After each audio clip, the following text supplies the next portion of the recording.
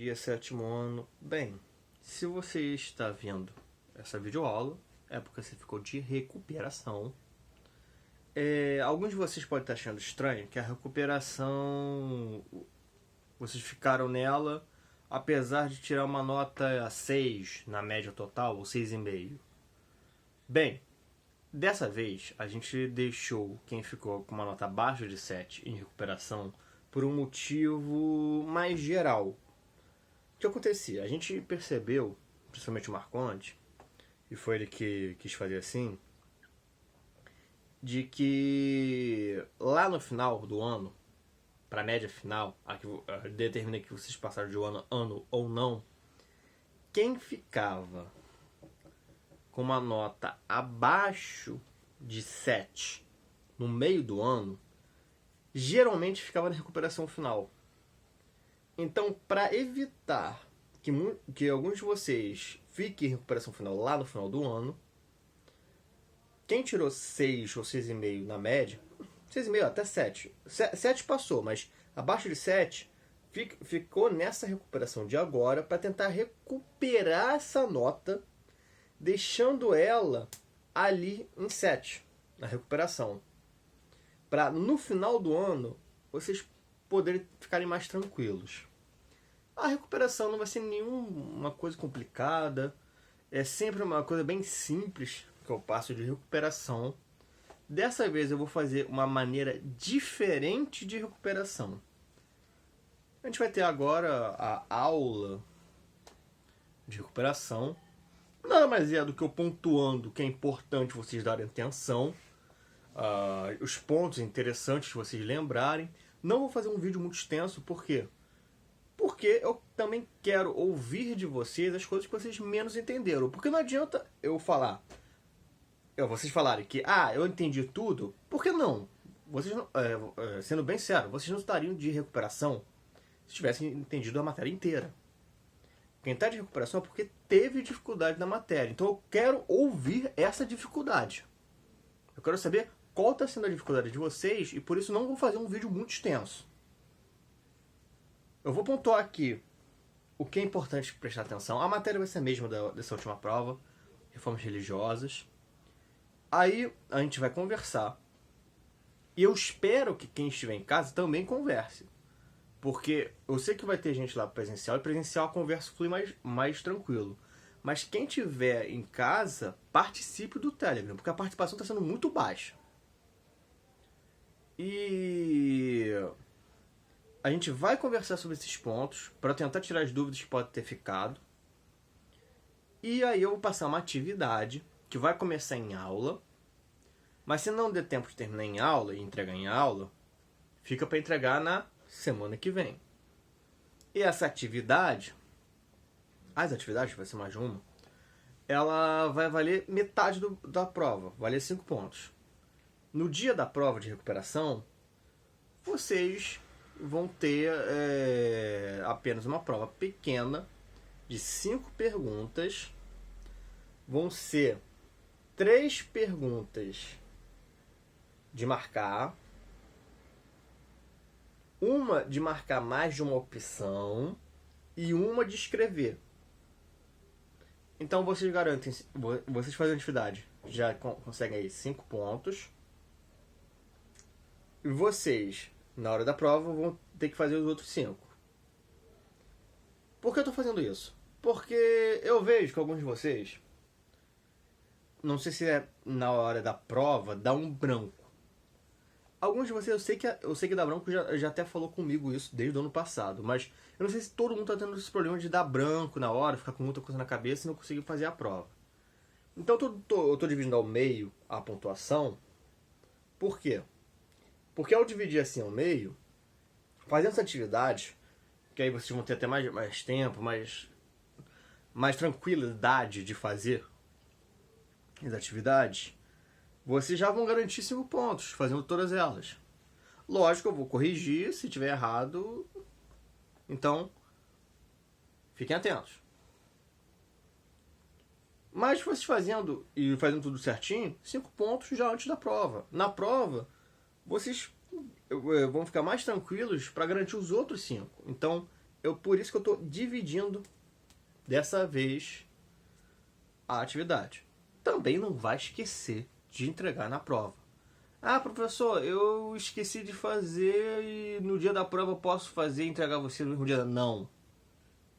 A data limite de entregar essa atividade que eu vou passar hoje é a prova.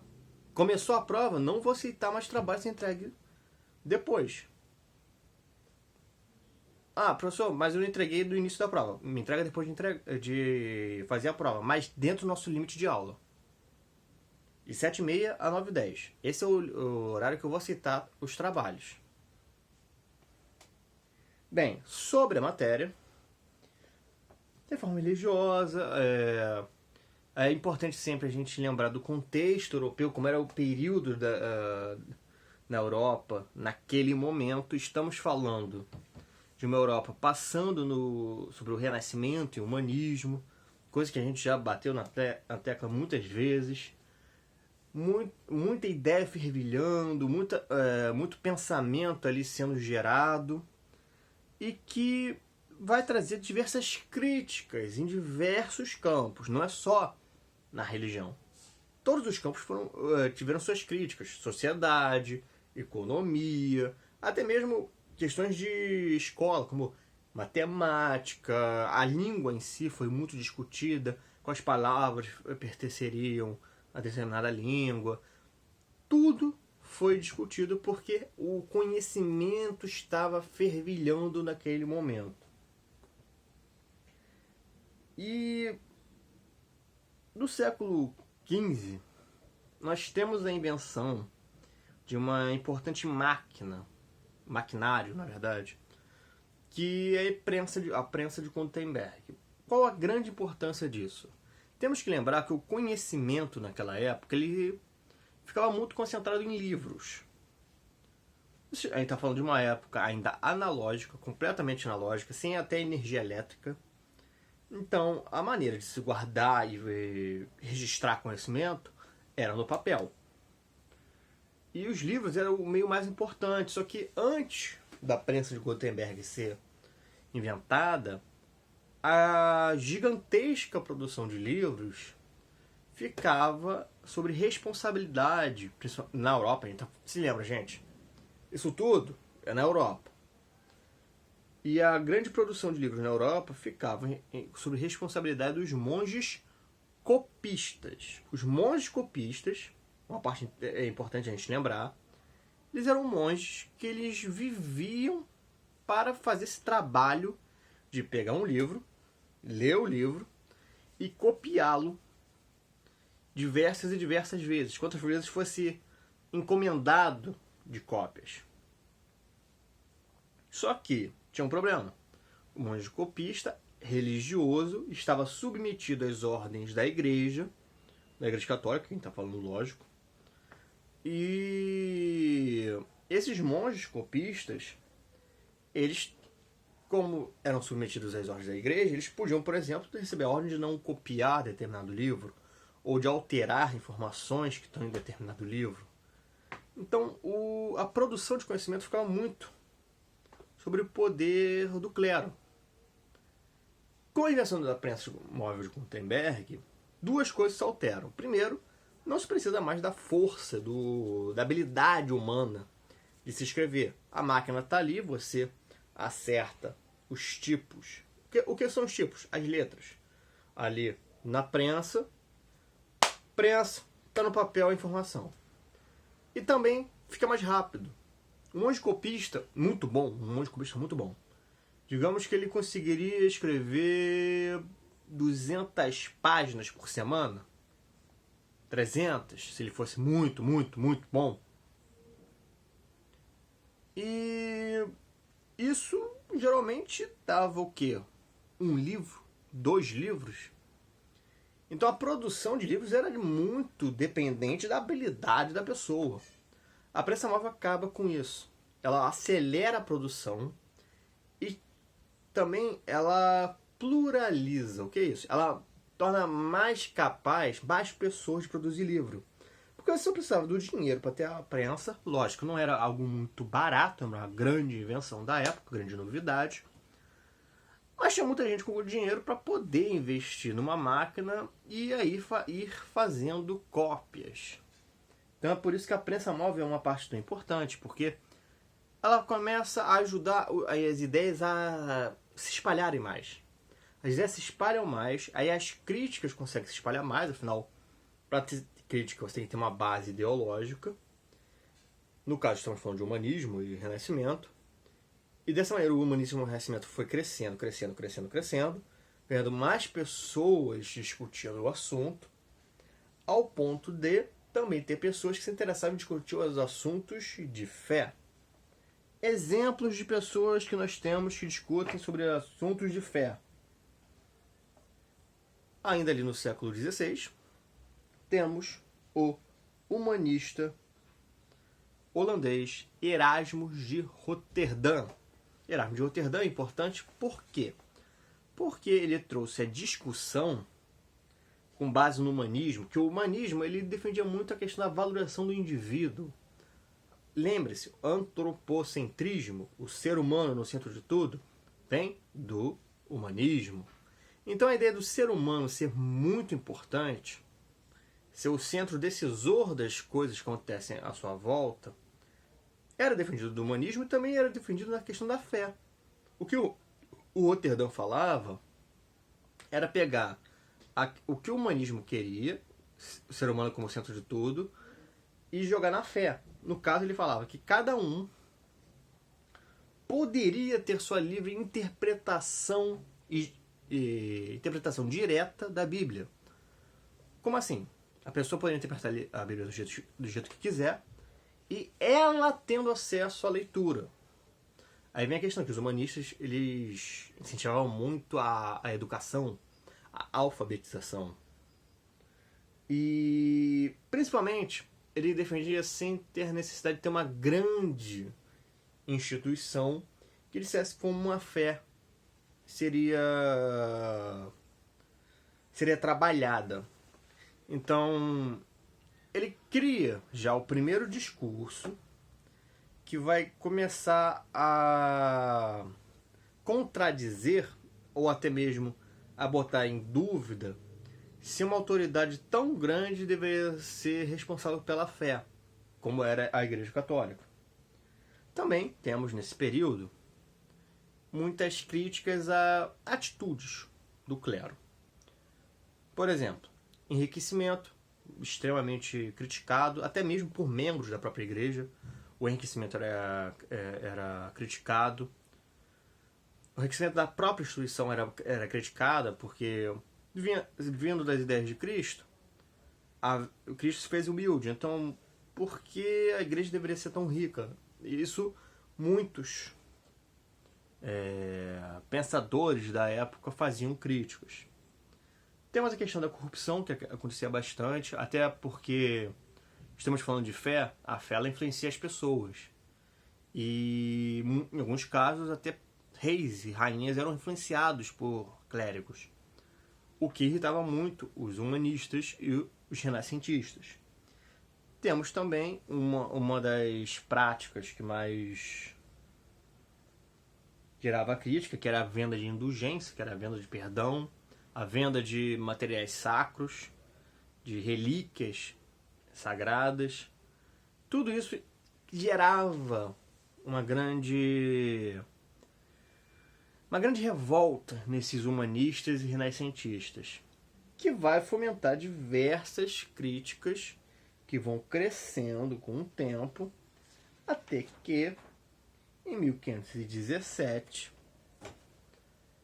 essas críticas meio que vêm a público com a pessoa de Martinho Lutero. Martinho Lutero era um monge que ele morava ali na região das cidades alemãs, as cidades germânicas, que ele fez uma certa coletânea de críticas, um amontoado de críticas que ele foi montando, que a principal delas era a questão da venda de indulgências, e ele formulou no fim 95 teses, 95 ideias de que ele achava que estava errado ali na religião cristã. Lembrem que nessa época Não se tinha a diferenciação de cristão católico, de cristão protestante, que vai vir a ter.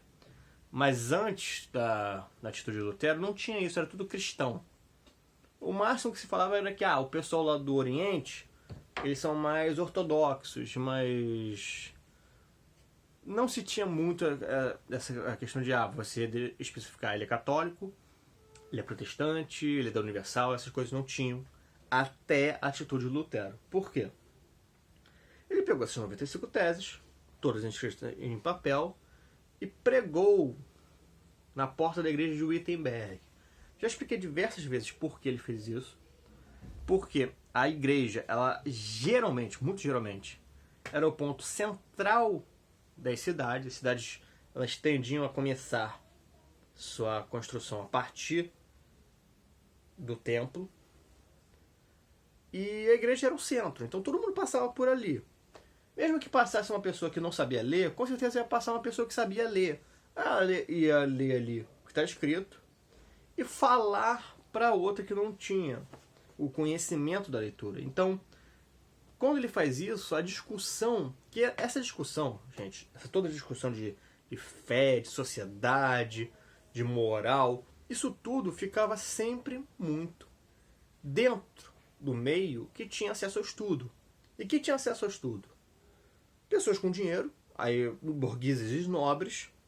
Os nobres por si só, eles tinham mais até acesso, porque os nobres tinham cargos administrativos. Eles tinham que administrar uma cidade, às vezes até uma província, ou até um país.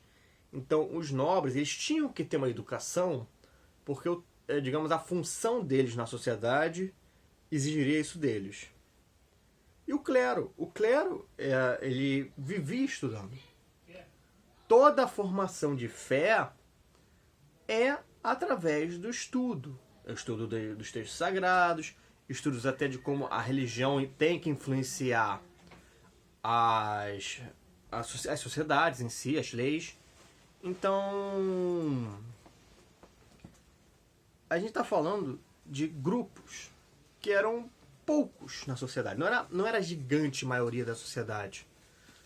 Os nobres e o clero juntos deviam estar ali no máximo, de um país muito, muito populoso, uns 3% da população, uns 4%.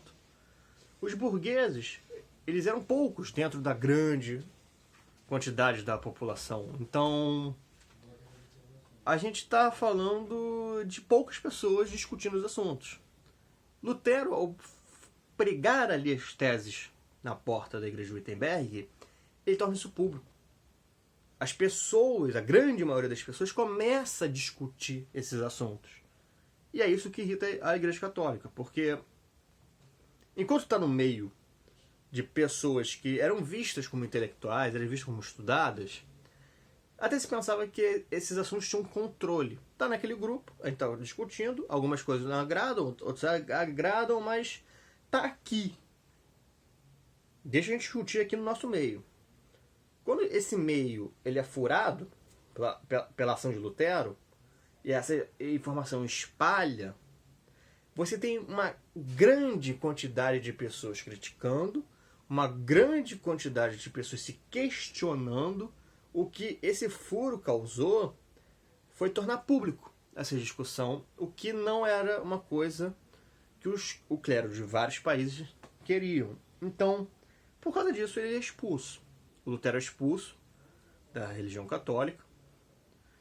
Lógico também, porque algumas de suas críticas elas iam contra dogmas da igreja, então a excomunhão dele era um caminho que não teria volta no momento que ele publicou as teses dele. Só que o Lutero tinha a proteção ali dos príncipes alemães, e mesmo sendo caçado, ele teve com essa proteção, ele conseguiu criar uma nova igreja, a igreja luterana. Que o princípio da igreja luterana era a questão da interpretação da Bíblia, a influência do Erasmus de Roterdã, e dentro dessa nova religião cristã tem uma descentralização. Não existe uma grande instituição luterana. Existe um corpo de pastores, mas não como é na igreja. Não existe um papa, entendeu?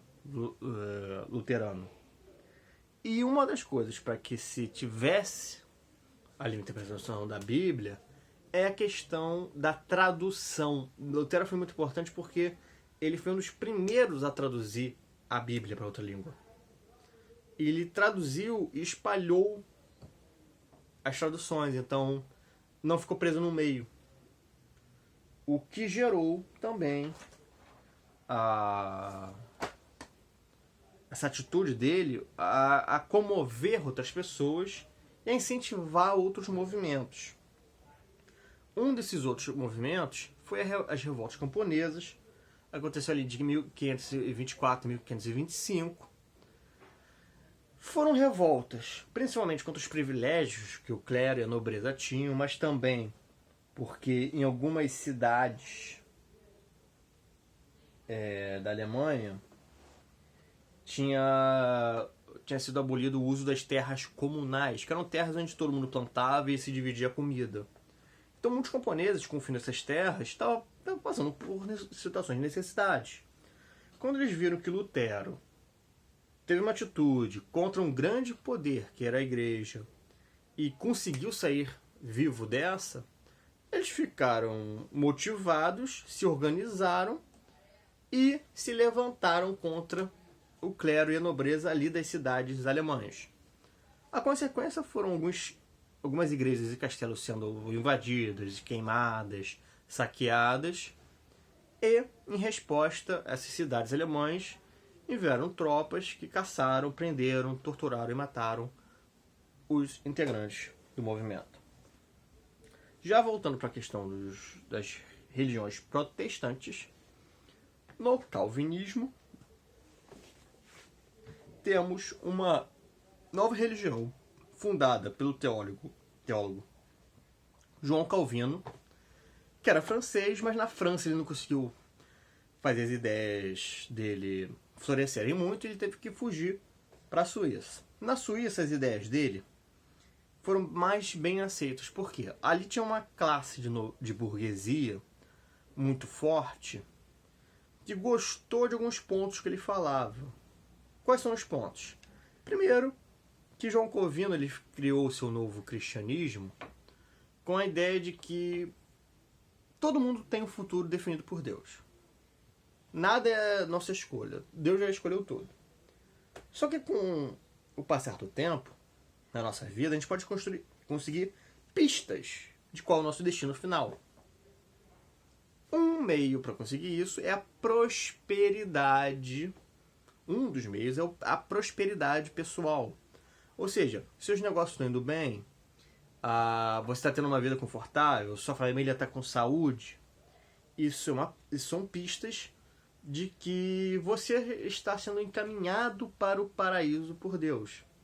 E aí, dessas ideias a burguesia sueca gostou bastante, então eles meio que abraçaram João Calvino com isso. Já na Inglaterra, ela teve uma reforma diferente, porque, primeiro, já começa diferente porque quem fez não foi religioso, foi um rei. Rei Henrique VIII, ele queria se separar da sua esposa Catarina de Aragão, que com ela ele não estava tendo um filho homem, só teve filhas. Ele queria casar com a amante dele, a Ana Bolena. E o Papa não deixava ele se separar. O casamento foi realizado, vocês tiveram filhos, não tem nada de ilegal nesse casamento, não vai acabar. Aí ele, irritado, o Henrique VIII rompe relações com a igreja, toma as terras e riquezas da igreja e cria uma nova religião, que é a igreja anglicana, em que o rei é líder do Estado e da igreja. E com isso ele se separa, casa com a Ana Bolena. Os detalhes já contei na aula para vocês. E essa igreja ela se espalha conforme a Inglaterra vai se espalhando, porque se torna a religião oficial da Inglaterra. Então, até dos protestantismos, é uma das que mais se espalhou pelo mundo, porque a Inglaterra veio a ter um império muito grande no planeta. E até hoje, a Rainha Elizabeth, o monarca inglês, é líder da Igreja Anglicana. Os anglicanismo e o anabatismo, eu vou continuar sem passar isso, é só um ponto a mais que o livro traz. E a gente pula para a Contra-Reforma. Contra-Reforma é a resposta que a Igreja deu ao movimento de protestantismo, que se inicia ali logo no século XVI, deve ser uma resposta rápida. As respostas em si que a Igreja daria foram definidas no Concílio de Trento, que foi de 1545 a 1563. Concílio é uma sequência de reuniões de grande importância. Então o concílio não é chamado por qualquer motivo, e também não é qualquer membro da igreja que participa. Quem participa é o Papa com os cardeais, que são bispos, mas são os principais bispos. E eles foram definindo como a igreja reagiria.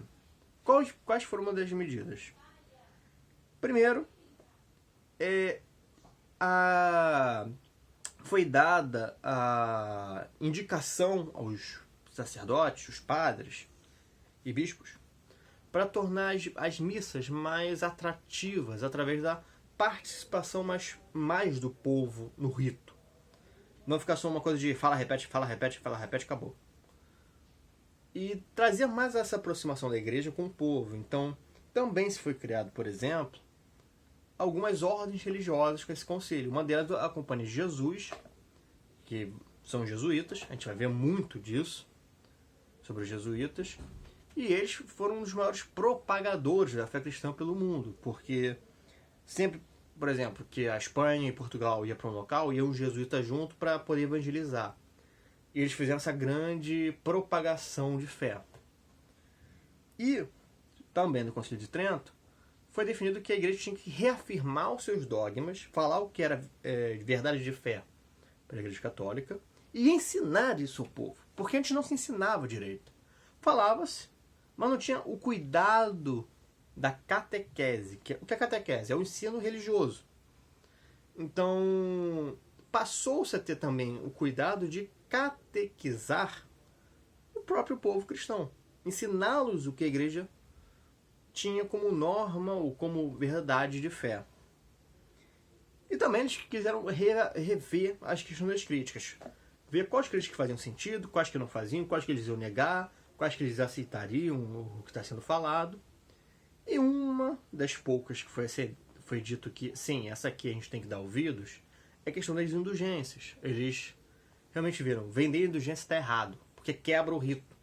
Porque a ideia da indulgência é a pessoa fazer uma coisa para poder conseguir ali aquela bênção, aquele perdão. Então, parou-se de vender indulgência, mas o rito de indulgência continua até hoje. É uma das consequências de Contra-Reforma e Reforma foi a questão das perseguições religiosas no mundo católico.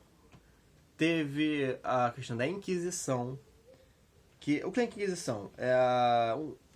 A gente está falando de um órgão oficial da Igreja Católica, o Tribunal do Santo Ofício, que ele era responsável por combater paganismo e heresias. E nos séculos XVI e XVII, principalmente em Portugal e Espanha, ele, com essa paranoia que eu já falei diversas vezes, que criou-se na população com as reformas, esse tribunal ganhou muita força e influência para fazer com que os estados português e espanhol, outros estados também, mas esses dois foram muito mais agressivos, fizessem uma perseguição aos grupos que eram vistos como pagãos ou hereges. Paganismo é quem não é ali da fé, é de outra fé. E heresia é de quem fala coisas contra essa fé. Por que eu estou falando fé e não estou falando cristianismo? Porque isso é válido para qualquer religião.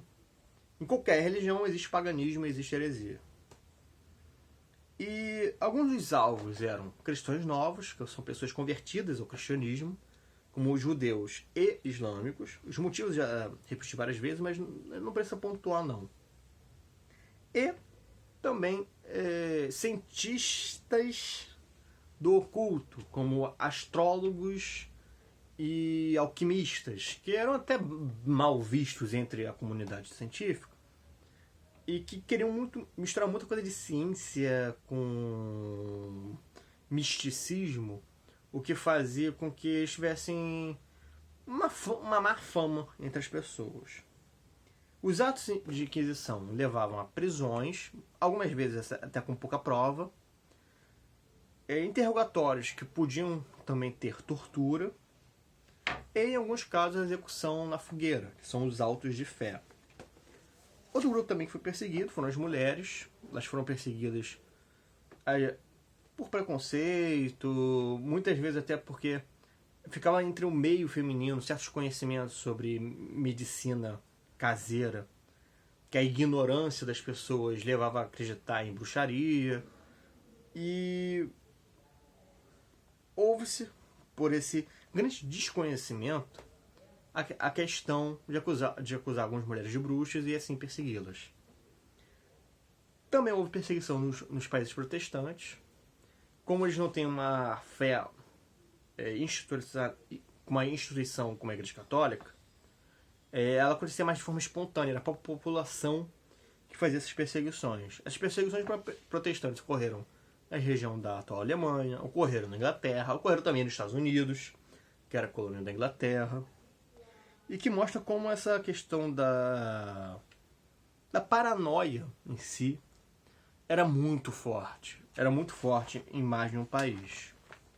E por fim, temos a questão da arte barroca, arte que é marcada pela questão do detalhismo, de jogo de luz e sombra, por muitas especificidades, é uma palavra meio difícil, características de exagero nas obras. Quando eram esculturas também tem a questão da grandiosidade, ângulos. Tudo isso faz parte da arte barroca, que foi muito influenciada pela questão religiosa, porque a arte barroca pegou muito do que foi aprendido no Renascimento e misturou com aquele sentimento de dúvidas ou paranoia ali religiosa do momento, e que gera muitas obras do barroco. Na questão das esculturas, temos muita questão da dramaticidade, tudo é muito dramático e também tem que ser muito grandioso além de dramático, tem que ser grandes momentos, de grandes figuras. E na arquitetura do barroco é a questão da ostentação, se ostenta muito, com muitos detalhes e muita riqueza. Bem, é isso, turma. Essa é a nossa matéria de recuperação. Ficou no ponto que eu queria, o tamanho da aula. Vamos para o nosso grupo discutir um pouquinho sobre os pontos que vocês estão em dúvidas e eu passar a atividade. Beleza? Vamos lá.